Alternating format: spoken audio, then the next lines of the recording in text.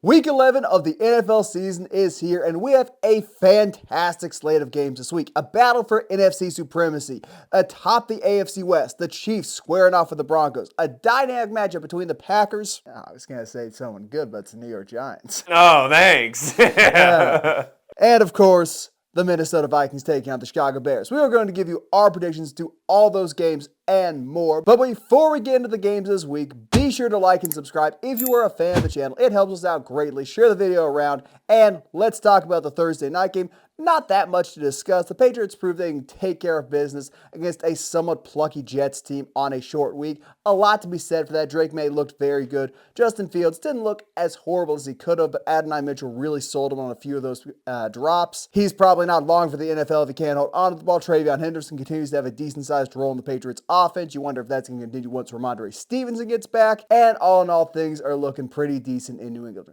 They've got a pretty good shot at finishing atop the AFC. They are going to be the one seed and have to go into a bye for the first round of the playoffs. Very nice, very nice. Vrabel's got to be pleased. Drake May, MVP. I know it was the Jets, but Drake May just makes football look so easy. And he's got whatever's left of Stephon Diggs as his number one receiver, who's been playing at a pretty high level this year for what I think we expected him to be at coming off of that injury. But it just looked easy for the Patriots. You made fun of me 2 weeks ago. Why are we talking about Travion Henderson breakout games? He's got 5 touchdowns since he made fun of me bringing up Travion Henderson. He has been balling out. 3 touchdowns against this Jets defense. I think he's going to continue to be a key part of this Patriots offense. He gives them more juice than any of the other running backs on their team can. He can break a long run, break a touchdown at any point. Granted, a long run didn't exactly happen in this one. Yeah, but they have like 30 rushing yards. He scored 3 touchdowns. Goal line murder, man. That reminds me of this Devontae Adams game earlier in the year where he got completely locked down except for those end zone slant routes. I believe it was 60 rushing yards. Yeah, potato. That's a bit more. It's double of 30. Ooh. He had a good game. Patriots had a good game. They're continuing to roll, making the Patriots being back on top of the AFC East a more likely reality every single week. Yeah, look, the Bills probably have to win out if they want a chance to catch up to the Patriots since they're at a little bit of a deficit. We'll get into the possibility of that later in the season. But to go from a team which is on the rise, has a bright future, to a team which has no future whatsoever, and a team whose future is currently trying to get its arm pointed back the right direction. The Commanders are headed off to Germany to play the Miami Dolphins, and this is just going to be a brutal game to watch. I will give credit where credit is due. Thanks to Kenneth Grant and some exceptional linebacker play, the Dolphins' run defense has been pretty good the past few weeks, and the Commanders aren't really going to be able to do much through the air given they've got Marcus Mariota, Terry McLaurin still dealing with an injury, lackluster wide receiver 2 through 3, substandard tight end, and a pretty bad offensive line if they're not clicking at 100%. So I think the Dolphins have the advantage there, but I also can't imagine the Dolphins offense going out there and lighting anybody up, even this destitute, ancient Commanders defense. But it's on a soccer field in Germany. They just lit up the Bills. Yeah, big whoop. Everyone lights up that Bills defense. The Bills might have the worst defense of any team in the playoffs this year, and I don't think it's particularly close. The reason you would think the Commanders were going to be good this year is because you trusted in their veteran talent to stay healthy. None of their veteran talent's healthy. Their star young quarterback isn't healthy. And the Dolphins, they're 2-1 over their last 3 games. Since Tyreek Hill went down for the rest of the season with that horrific knee injury, Jalen Waddle is 4th in the NFL in receiving yards. Devon Achane has been going crazy over the last couple weeks. So against the Commanders team that is injured everywhere on their offense, injured a lot of places, they're old on top of that, the Dolphins are going to win. Yeah, I mean, pretty much. I mean, what can Washington do well? Nothing. What can the Dolphins do well? At least stretch the field outside the tackles. On to a game with some significance. The Panthers trying to get back in the driver's seat of the NFC South, or at the very least, the driver's seat of that 7th seed in the wild card. They're headed to Atlanta. And I just don't see this game going the same way it did last time. 30-0 is not happening again. Bryce Young looks completely discombobulated in his last 2 starts. Panthers passing attack non-existent. If the run game is not being tremendously carried by Rico Dowdle, it's also not that impressive defensively. They've looked better. They held the Saints in check for the most part. Tyler Shough was moving the ball fairly well downfield, could not punch it in the end zone. A little bit concerning, but maybe he's the answer at quarterback, a 25-year-old rookie. You never know what you're going to get with them. The Falcons, though, they're just too talented on the outside. They've got Bijan Robinson. They've got Drake London. Their offensive line's starting to get healthy once again, and they're at home. This team is substantially better at home, in my opinion. I know the numbers might not bear that out, but when you watch the games, you can tell. Defensively, I think their front seven is going to be able to do more than enough to get pressure on Bryce Young, force a lot lot of throwaways. Their secondary, not all that talented. The age is kind of factored into A.J. Terrell's play. The secondary is a little bit banged up. But I think they can keep Tedero McMillan in check. Xavier Legette can keep himself in check. And all in all, I'm going to favor the Falcons in this one. But with Atlanta, you never know what you're going to get week to week. By the way, Tyler Shuck is 26, not 25. Didn't I say 27? You said 25. I feel like I said 27. I was listening. That's why I double checked. But this is a must-win game for the Falcons and Raheem Morris if they want any hope for him, his staff, to keep their job. Because you're playing a Panthers team where Bryce Young is one of the only quarterbacks with the same number of attempts as Michael Penix this year that actually has fewer passing yards. The only time this season Michael Penix has looked better than the other team's quarterback was when they played 9 early in the season. They've had the worst quarterback every single week that they handpicked, or when Kirk Cousins was on the field that they gave a whole lot of money to. So this Falcons team, it is a must-win game. If they lose in embarrassing fashion, maybe the front office and the owner gets rid of every coach on the staff because they have too much talent on the offensive side of the ball between Drake London, Bijan Robinson, Kyle Pitts, whatever you view him as, to be as bad as they have been with a quarterback that they view as the future of their organization. So against a Panthers team that is struggling, I think the Falcons are going to be able to win at home. The Panthers are lucky to have 5 wins. I have the Falcons winning. Ever the hater of Bryce Young. Buccaneers, Bills.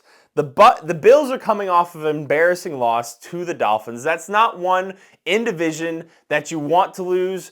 It's not one that looks great for you. Josh Allen played poorly. The Buccaneers are fresh off of getting worked by the Patriots. And the Buccaneers this season, they do not have a great record against above 500 teams. They're 2-3 in those. They beat a injury-depleted 49ers team. They beat the Seahawks early in the season in a very close late-game win. So against teams that are quality opponents, they haven't exactly been showing up in the biggest way. I know they've been impressive here and there because they've been overcoming injuries and still being very productive on the offensive side of the ball. Baker Mayfield has had a very good year, but in this one, I think we are going to see the Bills, specifically Josh Allen, rebound from an embarrassing loss last week against the Dolphins, and they're going to get a win at home against the Buccaneers. You'd have to hope for Buffalo's sake they can find a way to get a win. Did you see that little piece they did on Jordan Poyer, how jacked up all his joints in his hands are and how jacked up his traps are? If you haven't, I encourage you to go look that up. His body is physically wrecked. He looks like he just got out of a car accident, and that guy is a starting safety for the Buffalo Bills. With guys on the back end like that for Buffalo, every game against a high-powered passing attack, no matter how injured their wide receivers are, is a game which is going to be competitive. Tez Johnson can find his way behind these corners, can find his way behind these safeties. So can Ibuka. So can anyone else they roll out on the field. So can Ryan Miller. It is a unit which is susceptible to getting lit up. The only thing that could possibly slow that down is cold, windy weather in Buffalo. I think this is going to be a high-scoring game because I really struggle to imagine the Bills stopping Baker Mayfield. The MVP base has tapered down a little bit for him, but he is still playing at a pretty high level. Josh Allen, he's had a few bad games back-to-back. The Bills do not win those games. I think he does bounce back a little bit here. The Buccaneers secondary also not exceptional. He's got most of his guys healthy. The O-line should be pretty solid. The running game should be as effective as it always is with James Cook. And I do think they take this one, but I expect a gunfight much like the Seahawks-Buccaneers game was earlier in the year. I'm just going to side with Josh Allen. I choose to believe he's going to be able to outperform Baker Mayfield, particularly since his supporting cast is a lot healthier. And the strength of the Buccaneers really is their offensive line, their tackle play. I think the Bills may have a better offensive line. I'm sure they have a better offensive line. Over the course of Josh Allen's career, we have seen him have some really bad, not good games. But as opposed to some really bad, good games. But how often do we see those happen multiple games in a row? We just don't see that happen quite that often. To be fair, the last few have been rough in a row. They haven't been spectacular, but for he's going to rebound. Are we going to see 6-7? We're going to see... Apologize. That's been our show. Thank you so much for watching. Chargers taking on the Jaguars. Everything is falling apart in Jacksonville. Shocker. Everything has already kind of fallen apart on the offensive line for the Chargers. Disappointing, but not really shocking. Having said that, I have a really hard time imagining Jacksonville moving the ball at all in the Chargers defense, which has snapped back into form over the past few weeks. Khalil Mack has proven to be one of the premier pass rushers in the NFL at his advanced age. Their safety duo, their safety trio is among the best in the NFL. Their cornerbacks are playing above their station. Their linebackers are exceptionally well coached. And all in all, they've just been stifling far superior offense to their own, at least far healthier offense to their own. I see no reason they can't really get after a limping Jaguars team who is missing their star wide receiver, their second overall pick, who is going to be trying to force feed a limping Brian Thomas whose hands do not appear to work. It's a rough go of things in Jacksonville. So I could see them scoring a crispy 3 points. I could see them getting shut out for the first time all year. As for the Chargers offense, dealing with two elite edge players with the tackle situation, they've got the two lowest PFF graded starting tackles in the NFL. That's pretty rough. So keep it on the ground. Try and do anything they can up the middle. Maybe try and get a few tight ends on one side and run it that way. Do something. I ultimately have way more faith in them to get in the end zone a few times, or at least get into field goal range. Let Dicker, the kicker, take care of things. So they'll find some points, which the Jaguars simply will not. You called me crazy when I ranked Khalil Mack as a top 10 edge. Didn't you rank him as a top 5 edge? I did not rank him as a top 5 edge. You know, I said a good thing about him. I still don't think he's a top 10 edge player this year. But just pick the team with the better quarterback. You also called me crazy last week when I said the Texans with Davis Mills are going to beat the Jaguars. Look what happened. Wasn't that 2 weeks ago? That was last week. Didn't they lose to the Raiders last week? They lost to the Texans. I'm getting my embarrassing Jaguars losses mixed up. Hold on. The Jaguars are not going to win this one. Trevor Lawrence is what he is at this point. He's about $30 million overpaid. He should be getting $20 million a year so the Jaguars can put some more talent around him so they can hope to win with an average middling quarterback. The Chargers, you can say what you will about their offensive line. It is not good. It is bad, but they got it done last week. They're still able to make things happen because Justin Herbert is their quarterback, and Kimani Vidal has been a small bright spot with the injuries that they've suffered in their backfield. So the Chargers, they're better coached with the better quarterback, and they have a defense playing at a pretty high level with Trevor Lawrence not really showing anything once again. You know, man, you gave the Bills crap for Kansas City being their Super Bowl in the regular season, which I don't think is necessarily true. The Jaguars have not won a game since they beat the Chiefs. Lost to the Seahawks, lost to the Rams, lost to the Raiders, and lost to the Texans. That's 4 straight. Maybe that was the Jaguars Super Bowl. Maybe that was it for them. Or maybe the NFL stepping in and rigging these games so they get a team who is known to be able to beat the Chiefs out of the playoffs before they even start. Sure. Gotta think of the bigger picture. Sure. That is the only explanation for this cataclysmic meltdown. Speaking of meltdowns, it's cool, it's fun, it's trendy that the Chicago Bears are 6-3. That's nice and all. You can throw that 6-3 out. They have been beating up on absolute turnips. They have been playing nobody, and it shows. And it will show against competent teams. Now they got a pumpkin to beat up on. Against a competent defense like the Minnesota Vikings. Caleb Williams is no Lamar Jackson. DeAndre Swift is no Derrick Henry. DJ Moore is no Zay Flowers, if we're going to get right down to it in terms of their production this year. They are a far inferior offense to the Ravens, who struggled much of their game against Minnesota. Really, the only way the Ravens found a way to get 27 points was the Vikings special teams giving them the ball at their own 30-yard line and letting them walk into the end zone on a fumbled kickoff. So I think they'll be able to hold Chicago in check. Minnesota's locking them down. As for the Vikings offense, we saw J.J. McCarthy have his best quarter of football, an all-pro level Week 1 best quarter of football. The best quarter of football anyone played week 1 against this very same Chicago Bears defense. Pair that with KOC getting a tremendous amount of heat for not running the ball that effectively on first down, and the fact I don't believe the Vikings offense will have 8 false starts again at home.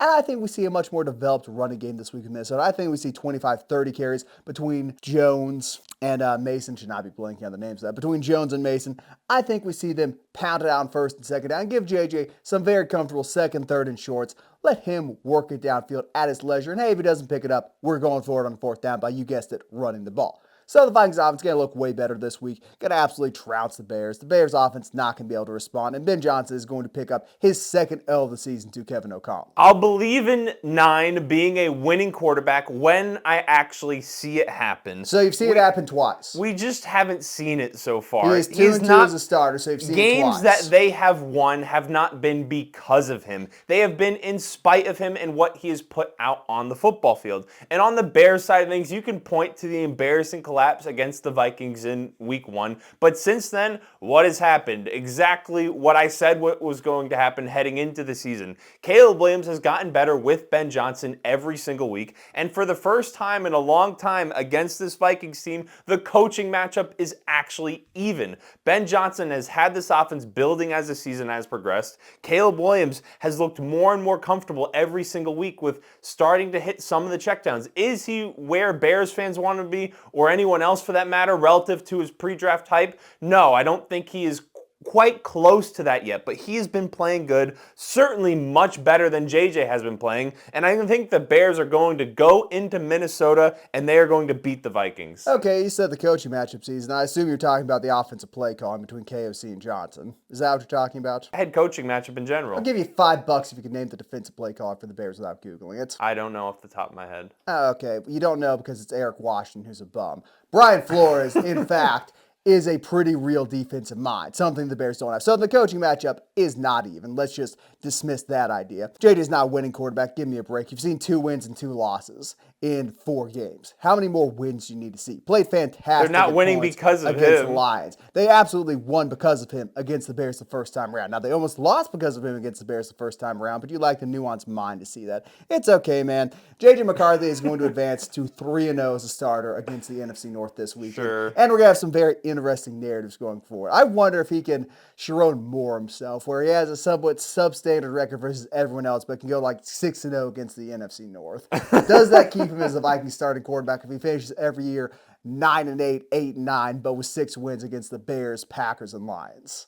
An interesting thought experiment, which hopefully will not come to pass. Another NFC North team. The Packers are in trouble in this one. They have to go on the road to MetLife against a Giants team that is going to have the interim head coaching boost with Mike Kafka taking over for Brian Dable, and they have Jameis Winston stepping in at quarterback. Need I say more? The Packers offense over the last 2 weeks has scored 7 and 13 points respectively. Jordan Love is going to be on the ground with Brian Burns, Abdul Carter, and Kayvon Thibodeau on top of him often. And the Giants offense with Jameis Winston at quarterback, with the interim head coaching boost, with all that stuff circulating, it is the perfect circumstances for magic to happen. It may only happen this week. We might not see it for the rest of the season.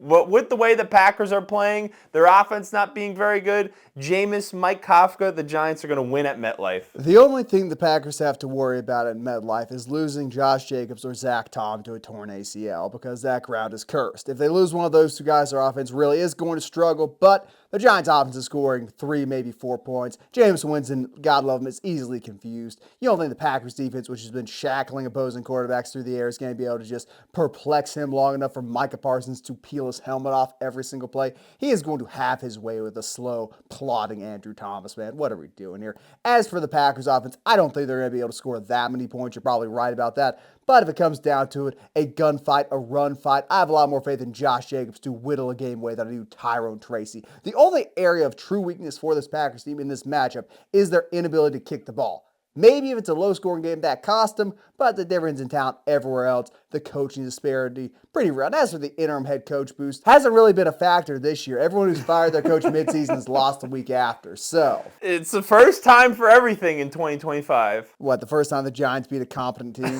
Yeah, I guess they beat the Eagles, so say what you want about them. Steelers, Bengals, and this is a somewhat interesting matchup because you've got a pretty bad offense versus a downright awful defense. And you look at how the Bengals defense has handled these awful offenses. Justin Fields threw for 50 yards, 46 yards, 240 yards, and then 56 yards again over a 4-week span. Guess who the 250 was against? You guessed it, it was the Bengals. Everyone is lighting this team up. They've got no pass rush. They can't touch opposing quarterbacks regardless of how immobile they are. Their secondary is pretty weak. And Rodgers is just going to walk downfield with this merry band of tight ends and DK Metcalf on them. Merry band of tight ends. I mean, it's what it is. They got 4 tight ends they throw the ball to, and all of them are good in their own separate and unique ways. The running game not going to be a huge factor. I think Rodgers, though, passes it 40 times and completes 35 of those. The Bengals, the Joe Burrow magic is going to run out at some point. Joe Flacco. Potato, potato. The Joe magic's going to run out at some point. And I choose to believe a surging Steelers pass rush is going to be enough to keep that in check. And Mike Tomlin has a pretty good idea of what dealing with a healthy Jamar Chase and T. Higgins is. So heavy bracketage on those two. A lot of pressure on the edge. I think Flacco finally falters a little bit. There's no question about Joe Burrow stepping in for him after this week, and the Steelers advance to 6-4. I don't think the Steelers are going to win this one because when we look at why the Steelers might have been winning early in the season, they have been losing a lot over the last few weeks. I think it falls a lot on the fact that Aaron Rodgers is a veteran quarterback. He has seen basically anything you could possibly throw at him. Mike Tomlin, longest tenured coach in the NFL, and they were able to beat some of these young teams early on their schedule. But and he's never seen a defense this bad, so that's going to confuse him. Is that where we're going with this? No, but and early in the season, those 3 tight ends you're marching out onto the field with DK Metcalf, it's something a little bit more unique, something other teams are not as used to dealing with. But as the season progresses and you get more film on Aaron Rodgers, the Steelers offense, and you don't have another receiver to put opposite DK Metcalf, it greatly limits your offense and makes you heavily reliant on a plotting offensive attack that's not going to be able to keep up with an explosive offense. And on the Joe Flacco side of things, he said, oh, you think the magic is going to disappear? Well, the last time they played the Steelers defense, they put up over 30 points in every single week since Joe Flacco has been on this Bengals team. They've went from 18 to 31 to 38 to 42 points scored. So they have scored more points every single week Joe Flacco has been on this team. Every single week he has gotten more comfortable. Now, over that span, they've lost 3 of those 4 games. So it is not exactly panned out in the win column, but that has to do with their defense. But against a Steelers team that struggles to put up points, I think we're going to see the Bengals get out with a win. Tristan, Jalen Warren had 127 passing or rushing yards last time these teams played, and Aaron Rodgers threw for 4 touchdowns. Do you really think the Bengals defense is going to be able to successfully adapt to the Steelers offense? No, but Joe Flacco is going to put up 40, so it doesn't Joe really Flacco matter. is going to put up 40. Yeah, right.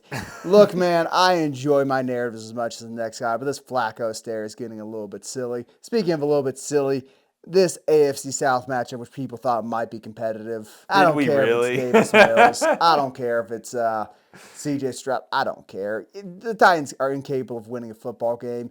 Their lone win on the season might be the flukiest I've ever seen. This could pretty easily be the worst NFL team ever. I put it up there with the 0-16 Brown squads of yesteryear. This is a especially horrible unit. So, yeah, I'm picking the Texans. I'm picking anyone who plays them without any real analysis. If not for the weirdest set of events that happened in that Cardinals game, the Titans don't have a win. I was going to say the same exact thing written down. This is one of the worst teams I've ever watched play football. There's nothing they do well. And you have to feel bad for Cam Ward because it doesn't really feel like it's just an organizational failure. They're run poorly. The fact they let Mike Vrabel walk, horrible decision based fully off of ego. So even with Davis Mills, the Texans are kind of building some momentum, so it should be more than an easy win for them. And now we've got 2 NFC West matchups, the 49ers Cardinals and, of course, the Seahawks Rams. I wonder which one we're going to spend more time talking about. Biting the bullet and getting it out of the way, the 49ers are superior at most fronts, regardless of whoever the Cardinals are rolling out at quarterback. Their offense is pretty one-dimensional, and that dimension is walking off the field and going to the sideline as opposed to passing the ball or running the ball well. 49ers defense will handle them pretty easily. With Brock Purdy back in the lineup, the 49ers offense might falter a little bit, but I just got enough faith in Shanahan they'll be able to outscore Arizona, so I got the 49ers winning on the road. This could be a super interesting game if the Cardinals' backfield wasn't a complete mess. It feels like they're on their 7th running back at this point, and Marvin Harrison Jr. has appendicitis. He's not playing in this one. So Trey McBride, who I think leads all tight ends by ready 30 targets, he may get another 30 targets just in that game if the Cardinals' offense is able to move the ball. So I don't think the Cardinals' offense has enough weapons to beat this 49ers team that, despite all of their injuries, has been rolling. I mean, not really a ton of analysis. You want to just jump into the Seahawks? I'll let you start this. Seahawks Rams. This is the game I'm looking most forward to this week. It could be a game that decides the 1 seed for the NFC if whoever wins this game continues to roll the rest of the season. You could say what you will about the Eagles or Chiefs. They get some pedigree from previous years when it comes to power rankings, but the Seahawks and Rams are playing better than any other team in the NFL right now. And the last time Sam Darnold played this Rams team, he kind of got his pants pulled down on national television, got sacked 9 times. Now, it wasn't when he was a part of the Seahawks organization, it was with the Vikings, but the defensive line devastated him. And I don't know if it is going to quite happen to that extent this time. I think the Rams are going to win this one. I think the Seahawks are going to struggle with the Rams defensive line. I think they are going to limit the Seahawks run game that already hasn't been great this year. And I think we're going to see Matt Stafford push the ball down to Puka Nacua. Hopefully Devontae Adams is able to play the entirety of this game, but I think it will be a great game, the one I'm most looking forward to, and I think whoever wins could wind up going to the Super Bowl. I could see myself being on the same page as you, but I watched the second half of the Cardinals game where the Seahawks starting center unfortunately went down with an injury, which means Oluwatimi is back in the lineup, and the interior of that offensive line with him on the field against was a fairly solid Cardinals interior defensive line. Played great. It was unrecognizable. Him next to Gray Zabel, sensational stuff there. Abe Lucas, pretty good right tackle. Charles Cross, very good left tackle. That offensive line Sam Darnold is going to be sitting by, if Oluwatimi is still on the field at center, is way better than the one he got sacked 9 times behind in Minnesota.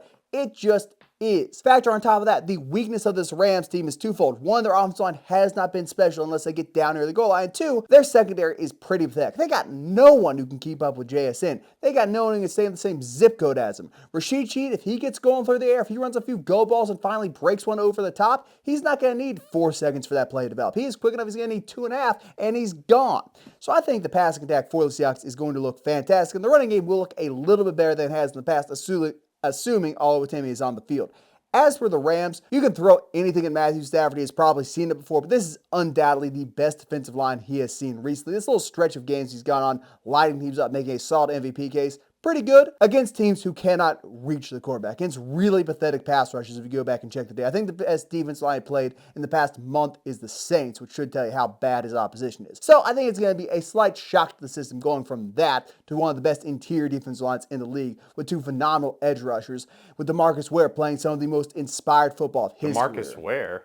Not DeMarcus. DeMarcus Ware is in the Hall of Fame. No, wrong one. Wrong former Cowboy. Which former Cowboy? DeMarcus Lawrence. DeMarcus Lawrence, thank you. Getting my Cowboys edge right. They'd be really in trouble if they had DeMarcus Ware. With DeMarcus Lawrence playing some of the most inspired football of his career. So I feel pretty confident about the Seahawks in this one. It could turn to a gunfight, sure. But at the end of the day, I think the Seahawks are a more complete team, particularly if Oluwatimi is on the field. And I think Darnold's been thinking about this one a lot. I will give the Seahawks the edge. But if the Rams do just go out there and sack them 9 times, yeah, they're going to win. They're probably going to be the team to beat in the NFC. It is what it is. If Sam Darnold just smokes this Rams defense, how's that going to make you feel? Tristan, do you really think I care all that much? Yes. You're wrong. Again, I would have to be saying these nice things about Darnold if I actually secretly wanted him to fail so I don't feel bad about the Vikings. You're trying to jinx him. I'm not trying to jinx him. That way you can make yourself feel better. I make straight chalk picks, son. Yeah, that's what we do on this program, isn't it? Yeah, thick chalk ink. Anyway. Ravens, Browns. Do we want to discuss that? You know, I think it might be time for Shedeur to play. One way or the other, I'd enjoy it. Against a team like the Ravens who cannot reach the quarterback all that well unless Mike Green is on a heater, that's probably the best possible environment for him to go into and succeed in his first start. Don't think it's going to happen. I think we're going to keep seeing Gabriel for the foreseeable future. It'd be cool. It'd give us something to talk about. A few TikTok views. Maybe the Browns make it close because their defensive line's full of monsters. The Ravens are getting back to 500. With the Ravens defense getting better each week, the offense, we know the Ravens offense, what they're capable of doing. So, we know it's going to happen. Anyway, Chiefs, Broncos, the game I'm looking forward to most because it could potentially put the dagger in the heart of Kansas City, get them to 500 11 weeks into the season.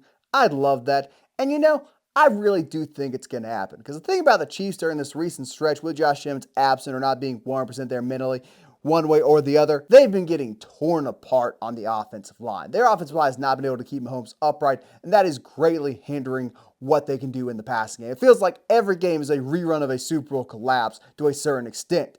Against a Broncos defense line, which is deep, broad, as guys who can get after Mahomes from the inside and from the outside, who can give him no pocket to step into and no pocket to fall back out of, yeah, I think it's going to be pretty rough for the Chiefs' offense. Flip that over, I still have a hard time imagining Bo Nix doing anything through the air, but I legitimately think this game will come down to who can force more turnovers and who can potentially have a defensive touchdown.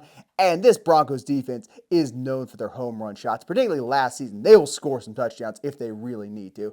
and they kept the Chiefs in check their last couple matchups. So I got the Broncos winning this one. If they lose it, it's going to be because their offense completely melts down, as is to be expected from Bo Nix. But I'm being a little bit optimistic about the home team at Mile High. I agree with you. I think the Broncos defense, it is built to handle Patrick Mahomes, limit what the Chiefs offense is capable of doing. We've seen the Chiefs through the air be a lot more productive this season. Patrick Mahomes is having one of the best rushing seasons of his career this year at the quarterback position, largely because of their lack of running game between Pacheco and Kareem Hunt. I can see what you're saying, but Bo Nix is the Broncos quarterback. They put up 10 points against the Raiders. I trust the Chiefs to be able to put up more than 10 points, and I think the Chiefs have a better defense than the Raiders' defense. They only put up 18 points on the Texans. The Chiefs' offense is better than both of those teams. So I see what you're saying from the Broncos' defense being able to handle Patrick Mahomes. I think you're using the transitive property in the NFL, which is something you really don't want to do. It's not as bad as using it in college football, but... I know it's false equivalencies. I understand that, but I just see this Chiefs team being able... Patrick Mahomes and the level he's playing at this year, I mean, over the course of his career, is so much higher than second-year Bo Nix. I don't see second-year Bo Nix outscoring this Chiefs offense, even with how good the Broncos defense is. Yeah, real deep analysis there. Patrick Mahomes is good at football. You're welcome. Speaking of good at what the people football, want. 7-2 Philadelphia Eagles hosting the Lions on Sunday Night Football. Where do I want to go with this one? On one end, the sky is falling down in Philadelphia. You made a little video short saying, oh, A.J. Brown is not helping the Eagles offense by complaining about the OC. If he gets something changed, yes, he is. Like, conceivably, if he whines enough or something advances, something finally clicks, or they finally fire Patullo, which they probably aren't going to do until the season's over, then yes, A.J. Brown saying drop him in fantasy is in fact beneficial to what the Eagles want to do. As for the Lions, they're coming off their revenge game against the Washington Commanders. If Jaden Daniels had been healthy, that could have been their Super Bowl, but I think everyone in that locker room knows that is a hollow victory. The real challenge for the top spot in the NFC is this week. It's not going to be a battle between divisional playoff opponents. It's going to be a battle between two teams desperate to make it to the NFC Championship game. I don't think Dan Campbell lets him come in and slap dicking around in this one. I think he is going to call a mean, gritty, tough game since he has assumed offensive coordinator duties. I think the Lions are going to run the ball about 55 He's times. Play calling duties. But that's the same thing. If you're the play caller and the head coach, you're the offensive coordinator. He's going to run this one out, though. I think we see a big Montgomery game. I think we see a big Gibbs game simultaneously. 100 rushing yards apiece. I don't know how much Goff's going to be involved. I don't know how much they feel like dropping back and testing the coverage. Maybe that's going to be what they do and just hit a zillion slants to Amon-Ra. I trust Dan Campbell to out-tough Sirianni, to little boy him, and show him who the real top dog in the AFC is, which is still probably going to be the Seahawks or the Rams, but... Well, from my understanding, the way it's been reported, the offensive coordinator is still creating the game plan. Dan Campbell on the day is calling the plays, but that doesn't really... Yeah, he's created the game plan. Okay, he gave me 12 run plays and 52 passing plays. We'll run these 12 plays over and over again, damn it. Thanks for creating this game plan, bud. Unless you believe this is the week the Eagles turn things around, Kevin Patullo gets his head out of his ass, and the run game all of a sudden wakes up after being a bottom half of the league run game throughout the course of this season, the Lions are going to win this one. I mean, they have a top, I think they're 6th in the NFL in average rush yards allowed per game. So what's the likelihood this is the week Saquon Barkley, Jalen Hurts turns that aspect of their offense around? What is the likelihood that the passing game gets it going against Aiden Hutchinson and this Lions defense? I don't think it is all that great. And we have a Lions team that has shown the ability to put up a lot of points this season on basically any defense they play against, and they've shown it in the past. So this Lions team is just playing at a higher level on both sides of the ball, and I don't trust Kevin Patullo or this Eagles offense to make it the week they turn things around. Yeah, after this fantastic slate of games, these high-level matchups atop the AFC and the NFC, we end the week out with Cowboys-Raiders on Monday Night Football. Geno Smith, Dak Prescott, does it get better than this? You know, going into the year, not a bad game. Who would have guessed that Javonte Williams would be the superior running back in this game from a productivity standpoint week 1? Well, in this game specific, this game might actually be exciting because we have the Cowboys defense playing against the Raiders. It might actually allow Ashton Jeanty to get going. It might allow Geno Smith to get the ball out to some of those Raiders receiving weapons. We know the Cowboys are going with Quinn and Williams, son. Come on now. We had our fun. We can make our jokes. It's over now. They actually have a good pass rusher now. they're beating the Raiders. That's all you need. You just need one. We know the Cowboys will score points on the offensive side of the ball with what they're able to do, so it could be a little exciting, more exciting than maybe you think. I think we're both obviously picking the Cowboys, but If they find a way to lose this one, I don't know, man. That is the season. They fall to 3-6-1. Whew. That tie against the Packers, man, it's looking more marvelous by the day. Because that might cost the Packers a playoff spot. They wind up 10-6-1 instead of 11-6. Ooh. be poetic justice. It'd be a beautiful thing. That is our Week 11 predictions. There are a lot of big matchups this week. Let us know what you think about each of those down in the comments below. Be sure to like the video, subscribe to our channel, and we'll see you in the next one.